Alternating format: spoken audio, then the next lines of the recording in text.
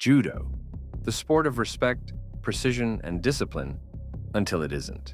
Today, we're counting down insane moments from the tatami, from a mid-match bite to Olympic rivals refusing to shake hands.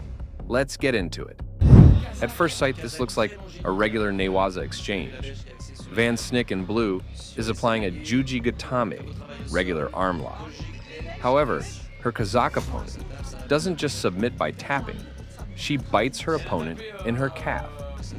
And if we switch to the second camera, yeah, that's a clear bite.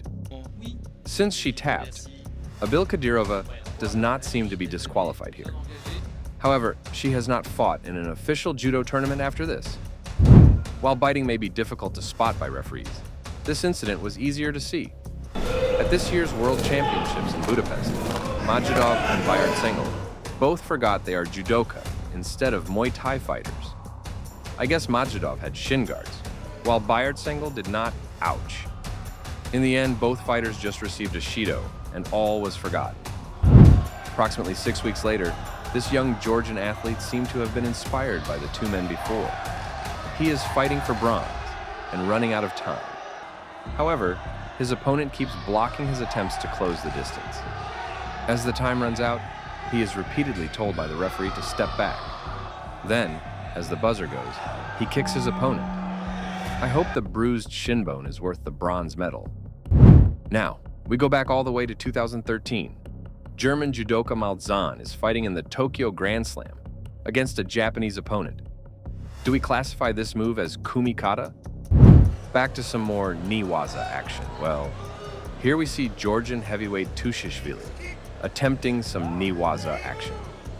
I guess this must represent a sankaku entry. If you have ever had a knee to the face or ear, you know how much this has got to hurt. Tushishvili got disqualified and lost the match by hansokumake, a straight disqualification. Now, we also have some fragments that do not include physical hurt of the opponent. However, let's say this is also not the peak of respect. Bassou is competing at his home Grand Prix in Morocco and throws his opponent. However, he mocks his opponent so much after the throw that he gets disqualified and still loses the match. Great winning tactics by Daniel Jean. Back to some physical action. Here we see double world champion Daria Bilodid of Ukraine using her opponent's hair as if it is a G. Perhaps she suspects her opponents are wearing illegal wigs or something. It does not seem like she just misgrips the neck part, but just consciously grips the hair. In both cases, she did not actually get a disqualification, but she has made her apologies afterwards. Instead of grabbing hair, you can also hit the head instead. At least, that's what Kojakov felt at the Zagreb Grand Prix. That has got to hurt. Of course, the American judoka got disqualified for this. We now go over to a real battle, with a longer backstory. Here we see Henk Grol and Meyer, both from the Netherlands, in a heated battle. The heavyweights are fighting for a ticket to the Tokyo 2021 Olympics, and the Dutch Federation decided that the better one of the two at this tournament would go the Olympics. Meyer goes into the fight very aggressive, but gets thrown by Grol. Then another little skirmish happens, as Grol stands back up. The two do not shake hands afterwards, very surprisingly. At this moment, these two young judoka are fighting for the bronze medal at this year's Cadet European Championships. The Russian judoka throws his opponent for wazari in the golden score, using tomoe nage. However, after the throw, he acts very unsportsmanlike by pointing down to his opponent while standing over him. This resulted in hansoku make, a straight disqualification, and therefore the win not going to him, but his opponent, whose turn it is now to celebrate. Flash forward to this year's European Open in Warsaw. Grigalashvili moved up a weight to 90 kilos and fought there.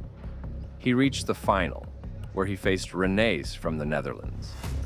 Grigalashvili scored wazari and then also yuko to get a firm lead. In the end, Riner tries to come back, trying everything to grip up. However, Grigalashvili feels it is going too rough and pushes him over. Tato clearly is not content with the situation. Should Grigalashvili have been penalized here? Back to some good old punching. Liparteliani and Boyd are fighting at the Tel Aviv Grand Slam 2022. While turning and trying to make kumikata, boy accidentally hits Liparteliani in the face. She immediately apologizes to her opponent. However, she still gets disqualified for unsportsmanlike conduct. Last but not least, we see Guram Tushishvili making another appearance in this list. In this instance, he got suspended, but he was definitely not the only one at fault. Paris 2024, the quarterfinal everyone was waiting for. And maybe the one the referees wish never happened. Teddy Riner scores Ippon. Teddy immediately stands over Tushishvili, who tries to kick him away. After Teddy falls over, Tushishvili stands over him, and Guram pushes him over. Do you think this was the right decision? A year later, the argument between the two still has not been solved.